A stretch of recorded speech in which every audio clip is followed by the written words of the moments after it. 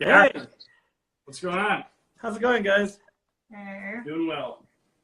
Let me just adjust this a little bit. Oh, cool.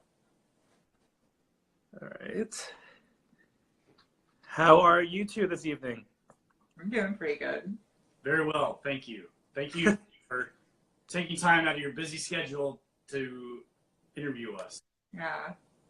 No, totally my pleasure. I know, Steven, that we've been talking maybe like a month already now, just about doing this. So, my apologies that this couldn't happen sooner, especially with the Valley of Ashes, release last week. I'm like, oh shit, yeah. that would have been like perfect synergy right there. Yeah. Although, I mean, to be honest, the last thing that needed was more people trying to buy it. I went pretty fast. It was a big surprise for us. So it was a good surprise. But... Yeah, that's totally awesome. Congratulations with that. Was that so? You said that's the first sellout, like the day of release.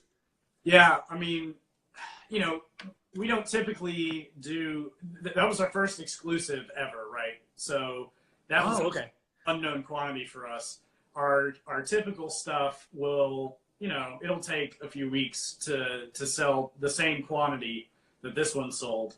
And that's, this one was more promoted than anything we've ever made across all of our social media. And we were able to have multiple standalone posts on the community on Reddit where it was posted. So right. A large part of it.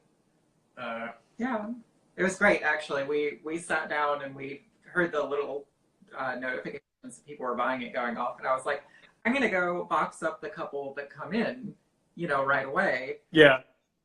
Kept going. Yeah. Like, it didn't stop. Like, this is wonderful, but yeah, we started scary. shipping around like 12:05 and didn't stop shipping until 9 o'clock that night. I mean, it was like, oh my gosh, it was crazy. That's and correct me if I'm wrong, but so it being kind of exclusive release, right? It wasn't available anywhere from any third party. Is that right? Yeah, that was, if we had had a lot of preparation time and more weeks in advance, then we could maybe have gotten it to our distributors like Maggard and Pastor, top of the chain. But there's a lot more work involved in the exclusive than there is in a normal release. And so I would say, not that it wouldn't be worth it, but it's more worth it for us to sell it and to, not have to lose the extra profit margin that goes to the wholesaler. Yeah. So just these rare instances where you make the exclusive like once a year or something. So would you say you're open to doing more exclusives in the future? Oh yeah, I mean we had a lot of fun doing it. It was really stressful to bring, because we had to work with the organizer who was helping plan the thing, and then it was a new label design, so we had to go through the whole design. Oh, right. And then get it printed in time, and then of course developing the new scent. I have a tendency to agonize over fragrances a little bit, so yeah. This one came together really nicely and really quickly, it made the whole thing go a little bit smoother. There are times when I'm beating my head against the wall trying to get right. Right. I guess because the concept, right, for the scent for this one was kind of were like the notes given to you, or just the general kind of the theme? The general idea, and he had some suggestions for notes. He knows that generally we like to use fragrance notes that aren't typically used in soap. We like to make things. Sure. So he had some suggestions. I think he suggested the gasoline, and I was like, yeah. There was stuff we necessarily wanted to include because they were parts of the story. And I would say all of our scents start off, and Courtney's the scent designer, but I'll put the words in your mouth here. They start off as an idea of the concept first. We don't start with the smell and then build the concept. We start with like, okay, we want to make something that is like werewolf themed or vampire themed. I see. This one was like, okay, it has to be Valley of Ashes themed. What do we think of with that? And so with like that smoggy atmosphere and yeah. It's well, I did pick up the sample that came in the last week. I really enjoyed it, and I mean, Steven and I put it out there like, oh, it's like darker than what I usually go for, right? But it's like, I enjoyed West Egg so much, and just the fact that has like have the Great Gatsby has like multiple soaps coming out from the wet shaving group. I was like, I can't miss it. It's just a fun thing to do, and I really do love your soap base as well that you guys graciously sent over to me. So I guess I think you've answered this before already, but for folks that do want to pick up Valley of Ashes, is there more coming? So we are waiting to see the response for it. Okay. We want to make sure that we can financially, that we're not just going to be throwing money in the hole buying a bunch of oils. We really do want to do it again, though. We want to do a little bit more. Yeah, the concern is basically like when you have anything, any product that you're making, the concern is how much do you make so that it's on your shelf forever. And this one is weird. Like we own that. It's weird as any soap that's ever been made. Yeah.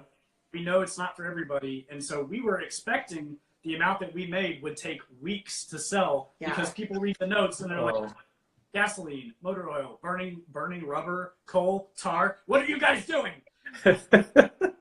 But it sold all within 24 hours. And so that was a huge surprise for us.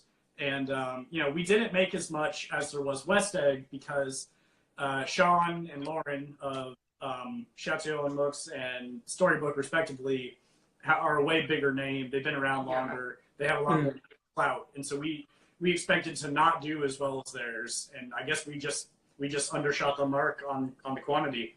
Yeah. So right now there's more demand for the stuff. We just get a better idea of how much to make so that we don't undershoot it again, which would be horrible. Yeah. Or be like, okay, hey, everybody wants this. Let's make 200 more tubs, and then we're stuck with 150, So. Gotcha. Well, I think it'd be right to say keep an eye on your social media to see kind of where it goes. And folks, if you tried Valley of Ashes, or just the notes that were shared sound good to you, let Courtney and Steven know that you want it, because I think every voice in this case is gonna impact whether it's made or not. So yeah, we got. The biggest hurdle was we got permission from the organizer, because typically exclusives are not released multiple times.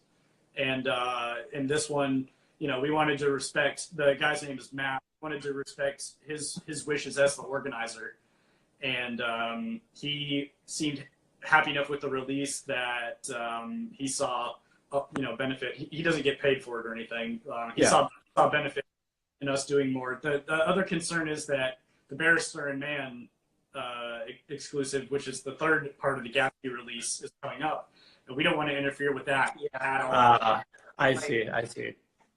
So we either have to roll it out really quickly or wait until after that's passed so that we don't impact Will's sales. Yeah. Because well, I mean, it's respect. We want to be respectful to other businesses. Sure. That company, and it's a much bigger hassle for him to take time out of his regular schedule to do an exclusive than it is for us, because he's the biggest, and we're kind of like Pee Wee League compared to that. Yeah. So. Well, I look forward. Hopefully, I think just with the timing, and I think that's great. I mean, obviously, this is like it's a multi-level collaboration to pull this one off, but I really do hope that everything works out, whether it's super soon or down the line, and I'll definitely be awaiting that release. So really excited for you guys, and just kind of like the exposure, I think, too, that it certainly helps, right? Definitely. Yeah, and This release was, it was made for a specific community, but we were kind of, admittedly, honestly, we were a little pessimistic about how well it would do. We were afraid of getting stuck with a bunch of it, so we kind of posted it everywhere on our pages. Yeah. And so that kind of led to it getting a lot bigger than we expected. So we're super, super grateful for all the support. we don't want to leave anybody high and dry that wants something that we can provide. So, you know, we'll make sure, I guess we can commit to making sure that everybody that wants it will get it. Yeah. Okay. We'll do our best. How about that? Yeah. Awesome. Since we just kind of launched right into it, Sure. I just, for people who tuned in later, just want to say that we're talking to Courtney from Southern Witchcrafts and Steven from Dogwood Handcrafts. And I think I would love to know more about each of your individual kind of journeys and how you became, you know, artisans in this crazy world of wet shaving. So actually, if you don't mind, Steven, I'd love to hear from Courtney first, and kind of like, how did you get to making soaps? So I made like melt and pour soaps, like basic body soaps for when I was younger. And yeah, I think everybody does that probably when they're a kid. But I've always been really fascinated with like fragrances and things like that. And then once I met Steven and we got together, he was really big on the shaving stuff. And when I moved in, I was looking for things that we could do together. And so I thought, well, that people make fragrances for shaving soaps, and that seems really interesting to me.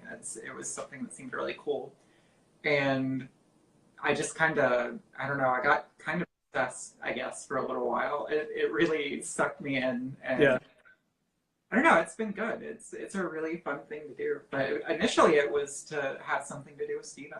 Like, And, you know, I don't know if you remember, but Courtney wasn't really plugged into, like, you know, she wasn't following all the new releases, all the soaps and everything, and she wasn't a part of any of the shaving groups. It would just be, you know, I would have things either from customers at the time or that I already owned, and my taste is, like, kind of weird to say the least. yeah. And so she was disappointed that there wasn't more things that she felt like were products for her.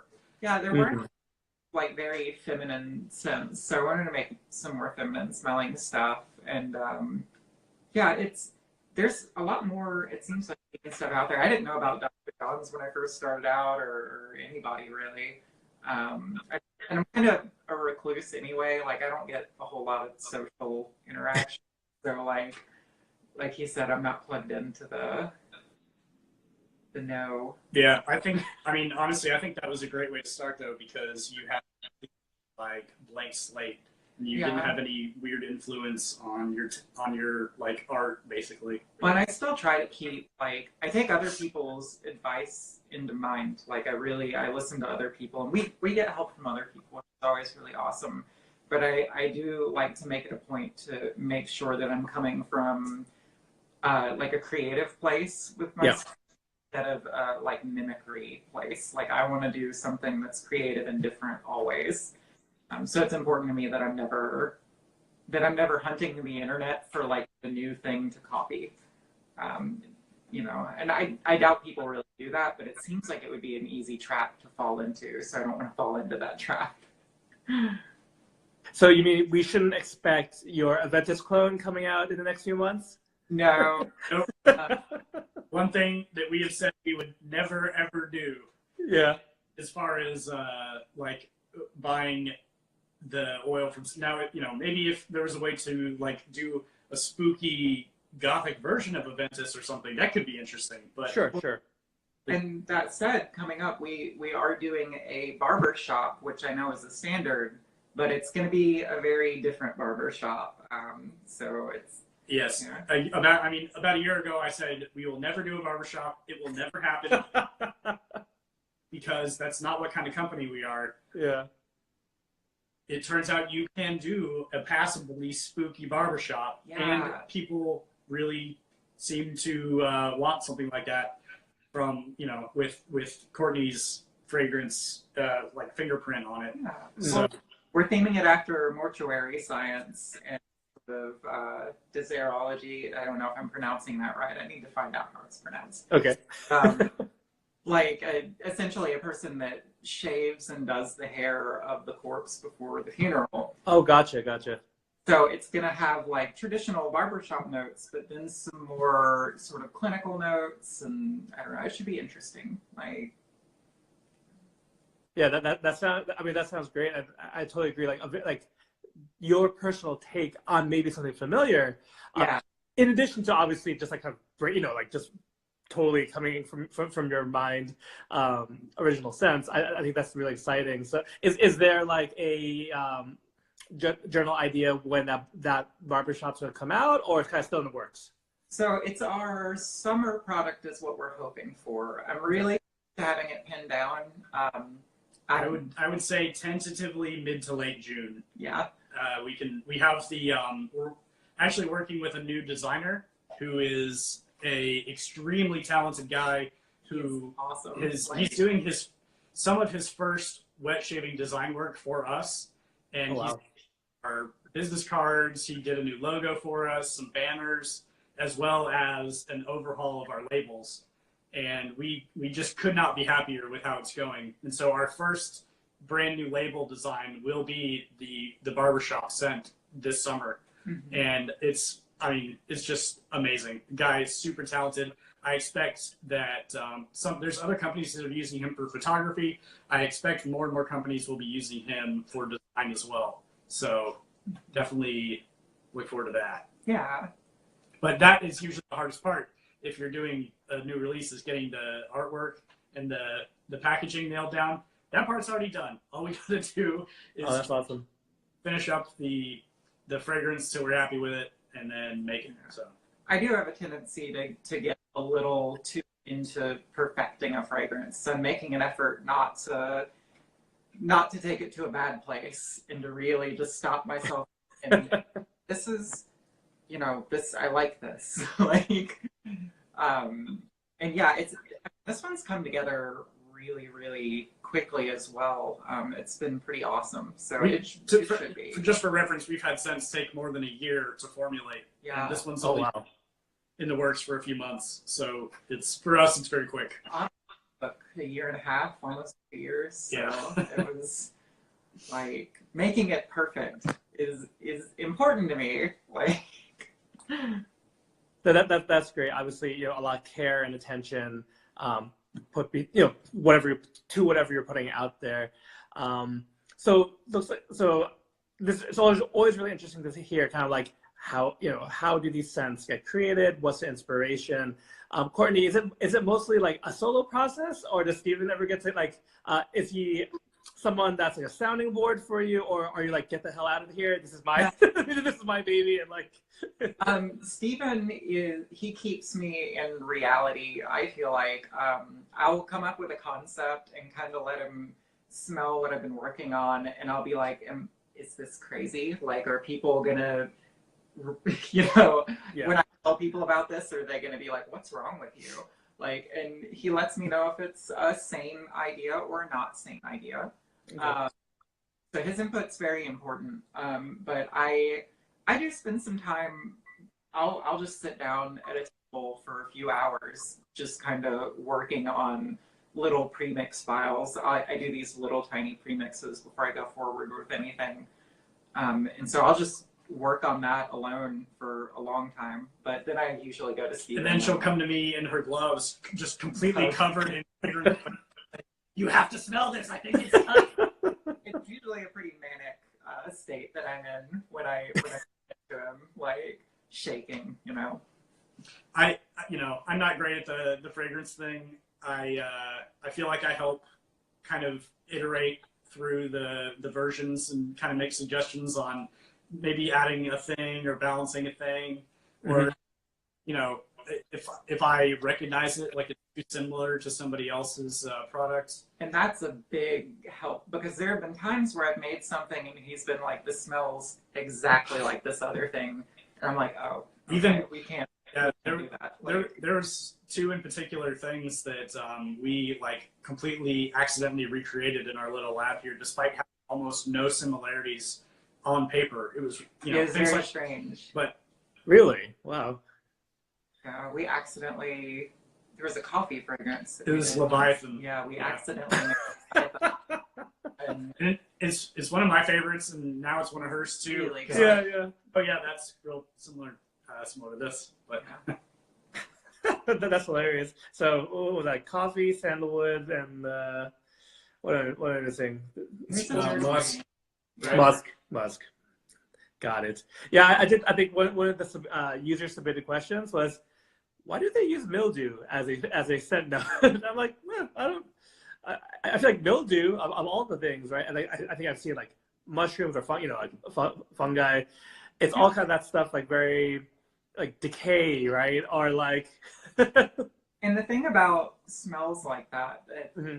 I usually call them texturous smells. They have like a really strong like texture to them. But like when you make something, you want to balance it a little bit. So you don't want like all sweet things or all Right. pleasant.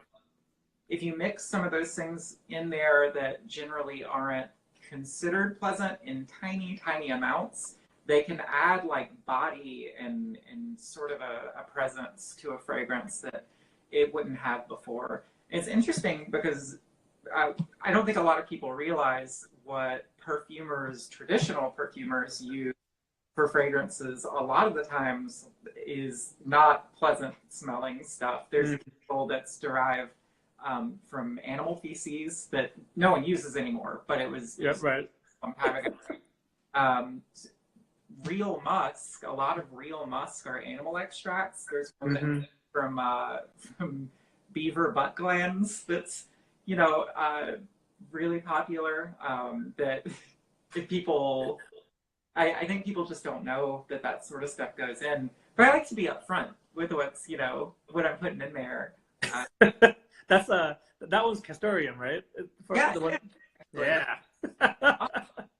Yeah, I guess it's like, I don't know. I think of it like music. A symphony or something is a bunch of different arrangements of instruments layered on top of each other. And if you just pull out one thing, it might sound completely cacophonous and out of place. But in the context of the entire performance, it can play a nice, it's a supplement to everything else that's going on. Yeah. And so like our autumn ash scent, some people might think it would smell better without the mildew, but for us, it is kind of like a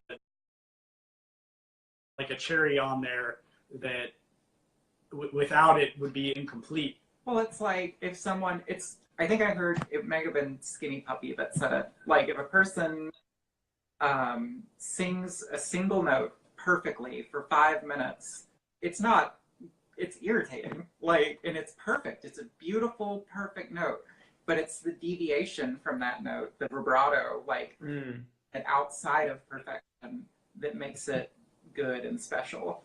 So, and that's kind of the way I look at fragrance. I finally managed to tie obscure industrial music into fragrance. That's awesome. I mean, I think it's also great too, just like with and feel free to go into this or not, like how you came up with the name Southern Witchcrafts, right? But I think kind of like with that brand, and then with the sense and how you name them, and even just like when I see like what are the notes in it, like it's very like thematically strong, and I feel like you're skipping a step and like, oh, I kind of like know what to expect or familiarity with it. So I just wonder like how like that like what's the inspiration that got you down that path?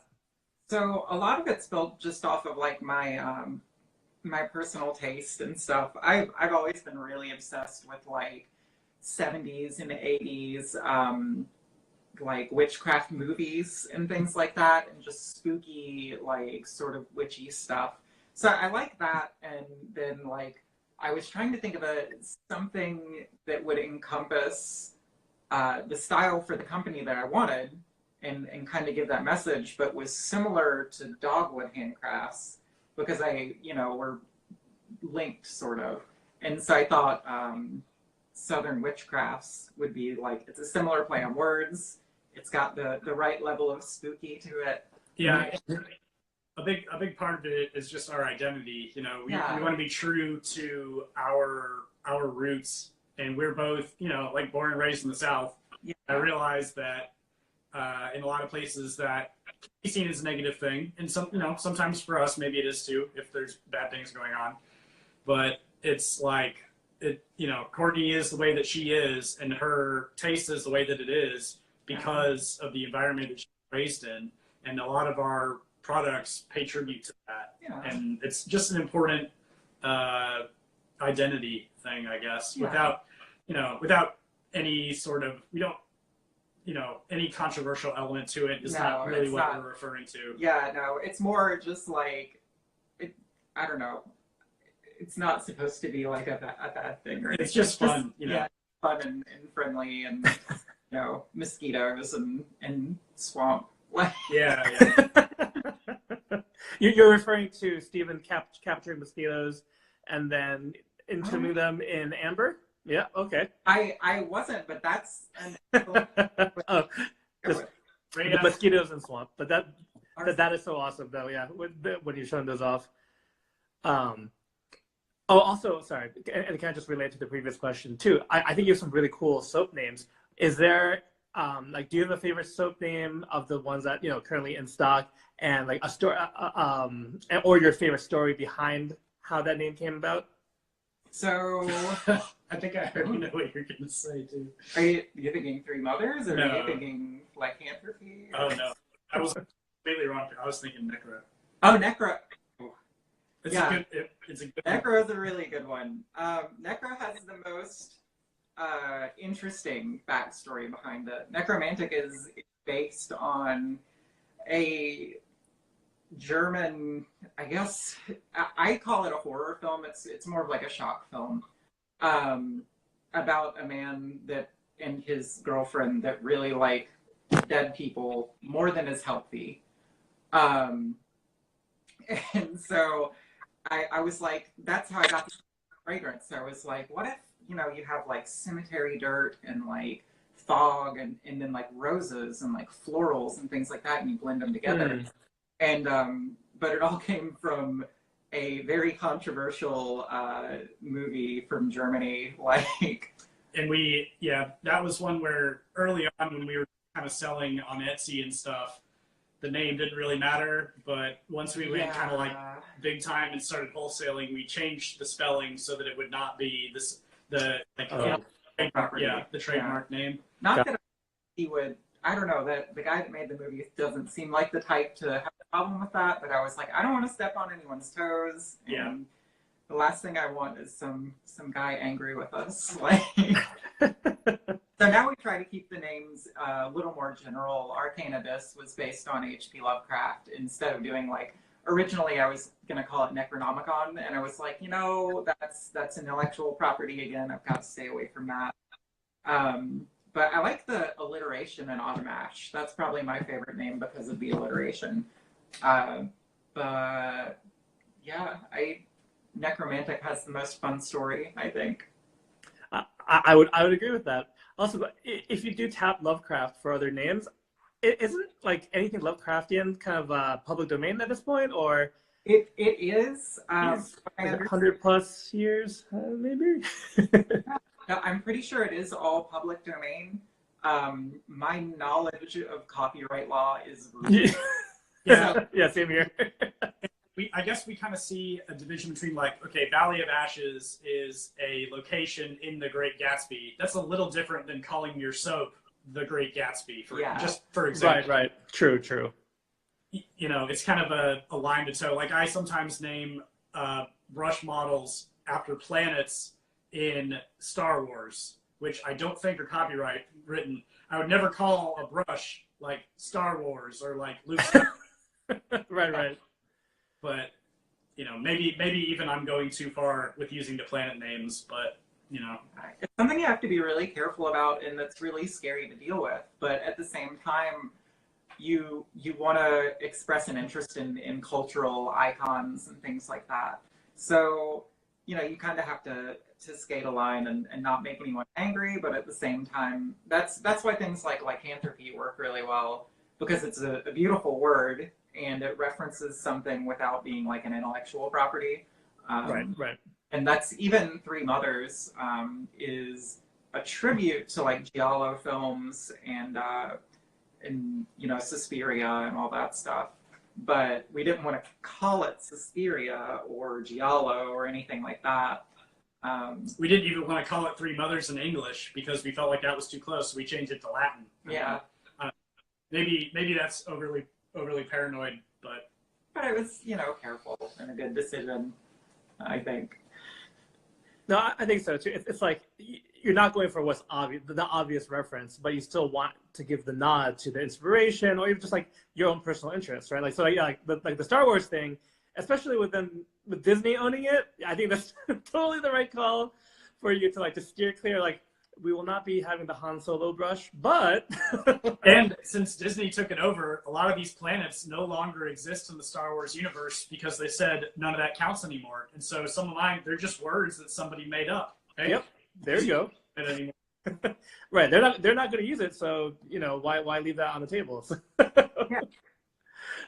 That's awesome. Well, I appreciate kind of like just kind of learning more about the name of the soaps, where the name came from, the Southern Witchcrafts came from. So appreciate kind of just sharing some funny stories about that. So maybe we'll segue into Steven and kind of how did you get into brush making? Yeah, so I got started in wet shaving at the same time kind of that I started in making shaving stuff. I was really interested in learning woodworking. And just gotten my first straight razors and decided that I wanted to try to just make new scales, new handles for them. And that kind of evolved into me learning some like blacksmithing and metalworking stuff and making razors for a little while, which I didn't really enjoy that much. And then I got a lathe, the first lathe I got in order to make pens for friends and coworkers. And I had a customer ask if I could make a brush to match his razor. And that was the first brush I ever did. And it was a really different experience because it takes, you can make a really, really simple brush in less than half an hour compared to a razor, which is, like 24 hours plus of man hours. And so it was, big difference. But I, made more and more things that I was woodworking. And I picked up for the first time at our wood supply store the hybrid material where it has the wood and the resin in one block. And I noticed they were crazy expensive. For a brush sized piece, it's between like $18 and $20 instead of a piece of wood that would be like $5 or a piece of acrylic that would be $5. And I noticed that the colors were very limited. They had like 5 different colors and they were all kind of boring and none of them really, I specifically was like, oh, they have this wood with the burl. They should make something that looks like space, and they didn't have it. So I bought all the materials I needed to make my own kind of little starscapes, which is what I called them. And people, just my little friend group from Shade, really supportive of them and into them. And I started the Etsy page just to track orders and everything, so I didn't have to keep it all just like written down somewhere. And I eventually got a call for people to help me come up with names, and I had some good feedback, and I kind of assembled I really liked the dogwood aspects because it kind of plays on the South and it plays on dogs, which I really like, and dogs are a big part of my life. And so the second word was where I had trouble and kind of getting something that flowed. And I thought, yeah, I mean, it's maybe not as complicated as we're making it out to be, the name. But but from the very first one that I made, the hybrid brushes were a huge hit. And just off of the photo of the first one that I made, I probably sold 200 of them to people that wanted that exact one. The problem was I couldn't figure out how I made it. Because I'm playing around with colors and stuff. Oh. I ended up remaking them a whole bunch of times because it was difficult, and I never really got it right again. That original one that I've done, I've never been able to replicate exactly like that. But I've learned a whole lot, and I feel like the product that I'm putting out is a lot better now. The materials are higher quality, and the finish is better, and the ergonomics and everything are much better. But that's really how it got started. I don't think I could ever really stop doing it at this point because the demand is so great for them. I had to stop doing open-end custom orders because the wait list got up to like 3 months long, and it's just wow, too long for people to pay money and then wait, in my opinion. So I see. And just because you're mentioning kind of the custom wait list, right?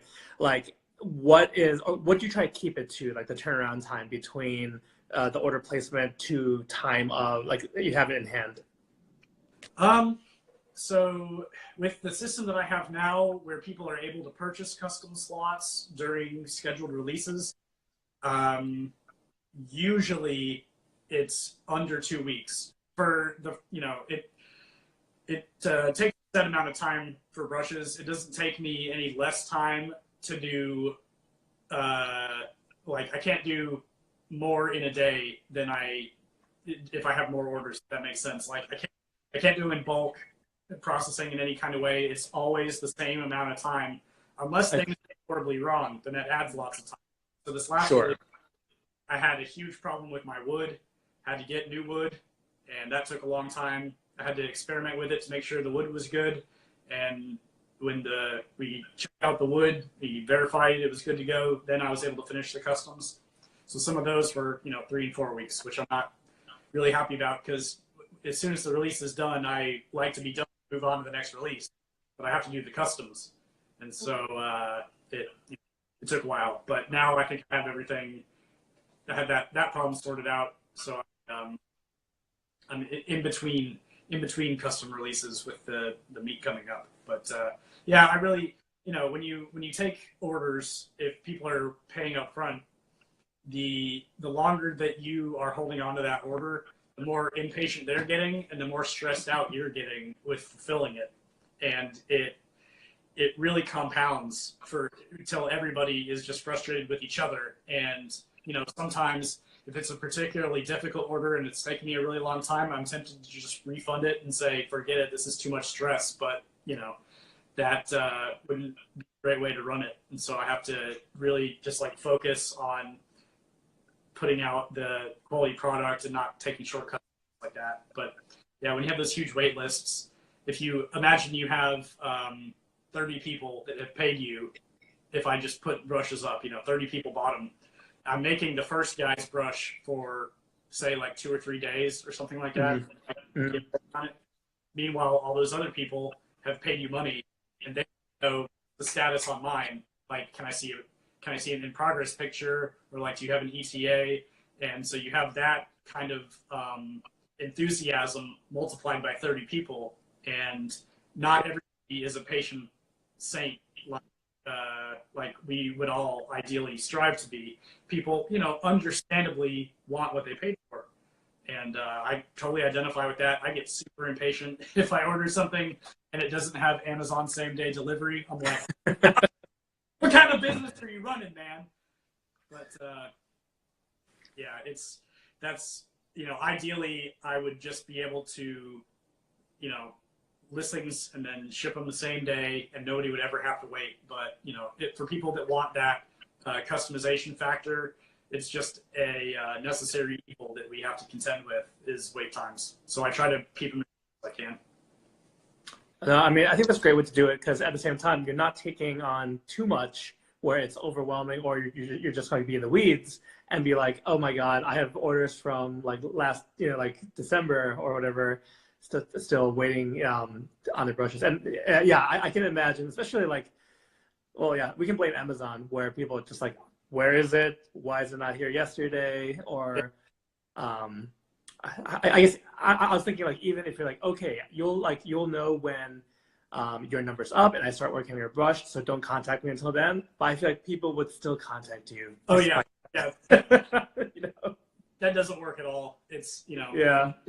I understand. We have a whole range of people of age and technological experience, and so to tell someone okay, you have to go to this website and look for your number to come up. That's just happen. There's people like me who spend all day on the computer, and I'm going to be sitting there refreshing, waiting for mine. But there's people who they don't have that kind of time or that kind of patience, and so yeah, you just gotta you have to be open and communicative and realize that they are paying customers, and so they are entitled to a certain amount of respect and customer service by supporting us. So yeah, well, I mean, so I really like what you've been doing the last few drops with you have brushes ready to go for just folks who like, just give me something.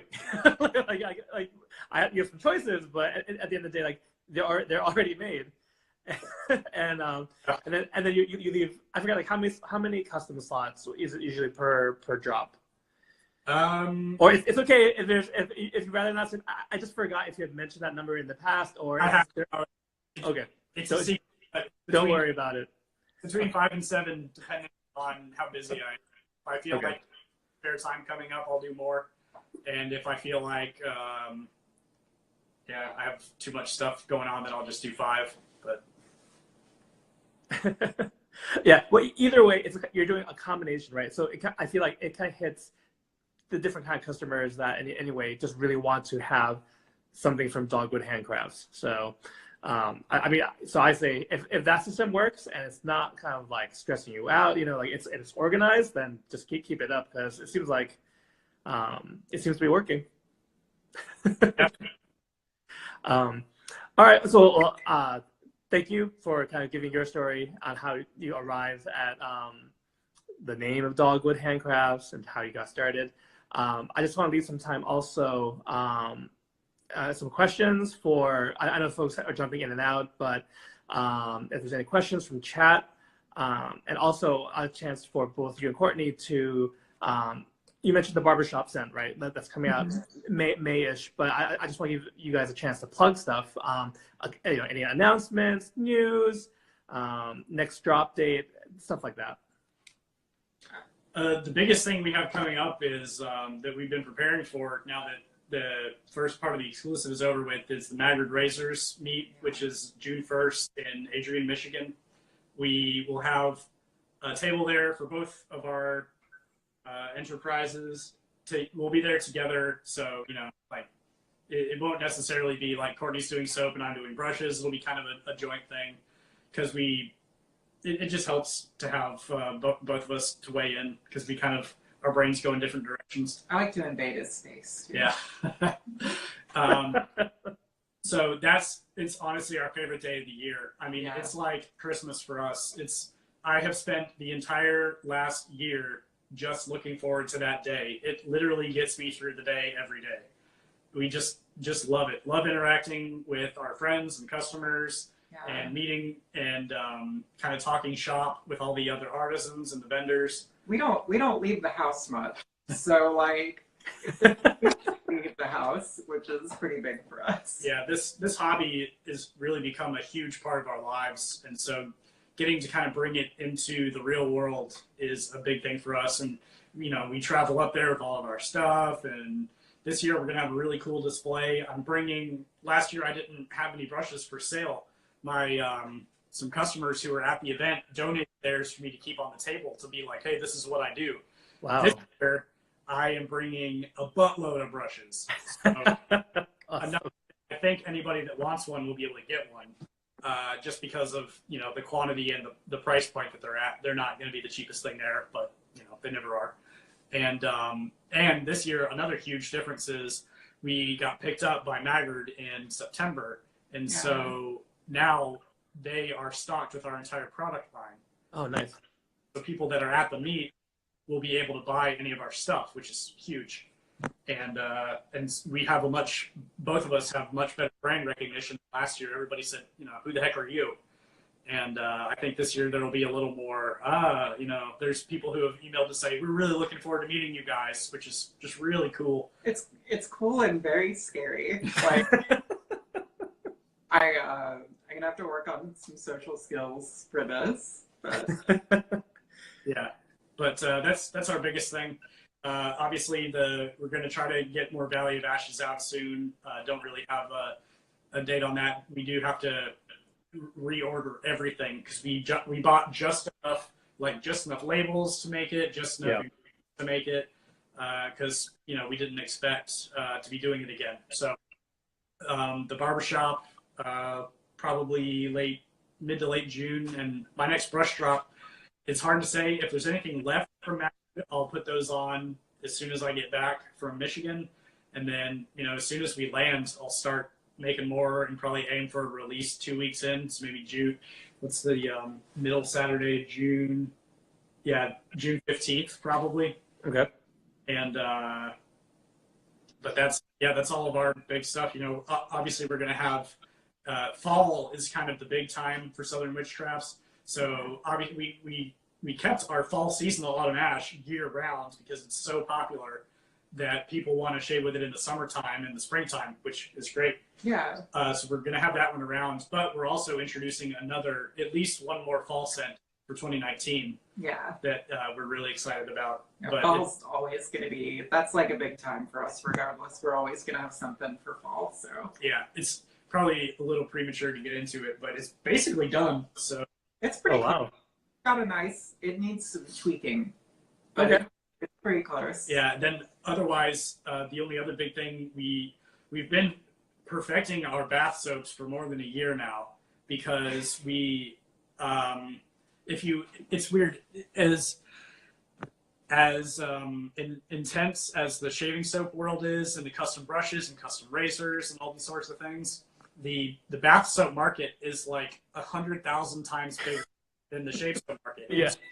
You go look up artisan bath soaps, you have like plain white bars, but then you have your crazy rainbow swirl bars in the shape of Lego with like a scene of like someone fighting a dragon on it. It's Or all like handmade. a beautifully decorated cupcake. Oh my God. There's equivalents of your mammoth and your bufflehead and your wolfman in bath soaps where their bath soaps sell out in seconds for like $20 and $30 a bar. Yeah. Those okay, and so that's kind of like the kind of bath soap that we've been wanting to do, where it's like elevated over your standard white square bar. Yeah. Right. And, working on not just getting an awesome formula that works really well, but also getting really cool looking bars that are like very visually appealing, but also possible for us to make in large batches. Mm-hmm.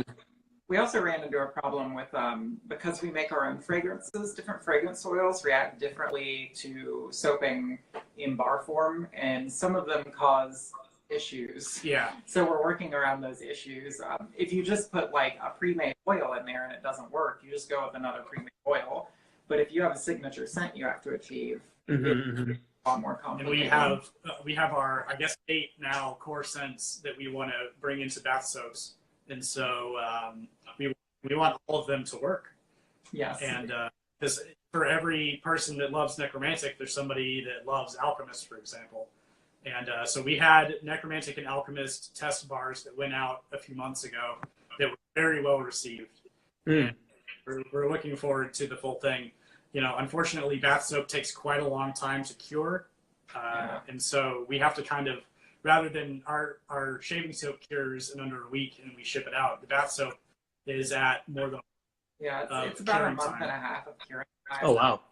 That's if I do it hot process. If I do a cold process, it's a much longer curing time. So so we don't have a firm date on that, but it's a very high priority for us because we've had so many people ask about it, and it's it was the same way that when we introduced fragrances. It's because customers said, I would love to smell like this all day. Yeah. And the bath soaps is just kind of, obviously there's lots of other guys doing a great job. Mm-hmm. And it's more about supplementing our existing products than intruding on other, like I'm going to continue to use my Chisel Face Midnight Bag until the day I die. But it would also be nice if we had bars that are for our customers who are as dedicated to our scents as I am to Midnight Stag. That's really exciting. I can't wait to just kind of see that announcement once everything is kind of all settled. Like, so the launch though, do you think you want all 8 available when the product debuts, or is it like, we would like to have all 8. I think probably what's going to happen is we'll do our 3 or 4 most popular fragrances. So we'll probably start with Necro and Autumn Ash and maybe 3 Mothers, or and then we'll slowly get the rest of them. But because of the time constraints, the fact that we've already had to push it back so far, I want to get stuff out there as soon as I can get it out there. as high quality stuff. Yeah, and it's taken this long because there are things that we're just not willing to compromise on. Like if we just wanted to do the square white bars, we could be done today. But I'm a little obsessed with quality. So. The quality and the presentation has always been really important to us for both of our companies, and we want them to really stand out and pop and be different. It is something different than most of the shaving soap makers are doing with their bath bars. We don't want them to just be for us an afterthought. We want them to stand on their own merit, and maybe we can pick up some new business in the market where people are buying artisan bath soaps. So, because as it is right now, if we go to a craft fair or something, there will be people selling bath soaps there. Probably nobody's selling real shave soap. It'll be just like the glycerin shave soap. Yeah. But most of the people there aren't going to come and buy tubs of like Valley of Ashes or something because they don't wet shave, and so it's a whole another market to have to break into. But the bath soap kind of like something that we could go and do more in-person events and just be there if we're shaving people. Yeah, shaving people. That's true. I would say we're at the top of the list of weird ones. Yeah, weird. Yeah. I have a face on a shirt. What was that? Oh, just saying it's weird that I have my own face on a shirt. His handle is printed across the bottom, and he's got the little. Oh, I didn't see that at the bottom. Okay, well then, very nice. And the low V. Always the low. Yes. The low V was asked. That's good. You asked. So yes. The otherwise, as far as upcoming events, we are planning a fundraiser that's going to take place over the summer. Don't have all the details ironed out yet, but we're putting together prizes for donors, and so the kind of like one of the big ones is this brush that I've showed off a little bit. It's a Jurassic brush, like I normally do, where these have a thing here. Oh yeah, wait, surface. These have a single Nice. effect in them, and this one is amazing because it has 2 insects in it. Courtney found this in a spider web in her house, and it's 2 of these crane flies, they're called, that were caught in a spider web while mating. Sorry if this is a family channel, but You're good. You're good. And they died in the spider web and got their guts sucked out by the spider. And Wow. yeah, because they were already like dried out when we found them. Yeah. But they died attached to each other at the parts, and so it's. I mean, that was really cool. It's a once in a lifetime thing. Truly, like a miracle of nature. Now immortalized in fake amber resin and made into a shaving brush. And so I'm like super happy about this guy. We have another prize that'll be in there, custom declaration grooming brush, and not a big deal or anything, but somebody donated a vacation to South America. So it ranks probably below the brush, but above the mosquito.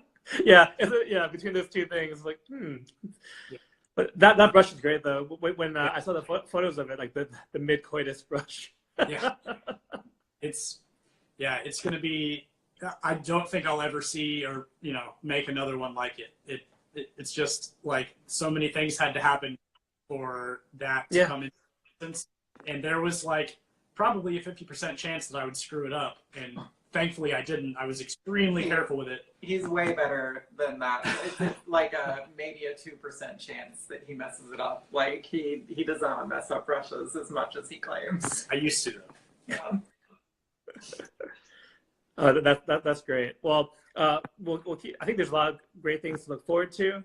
So we'll keep our eyes out for the details on the fundraiser, bath soaps, a possible Valley of Ashes second run, and also obviously the barbershop scent and the fall release.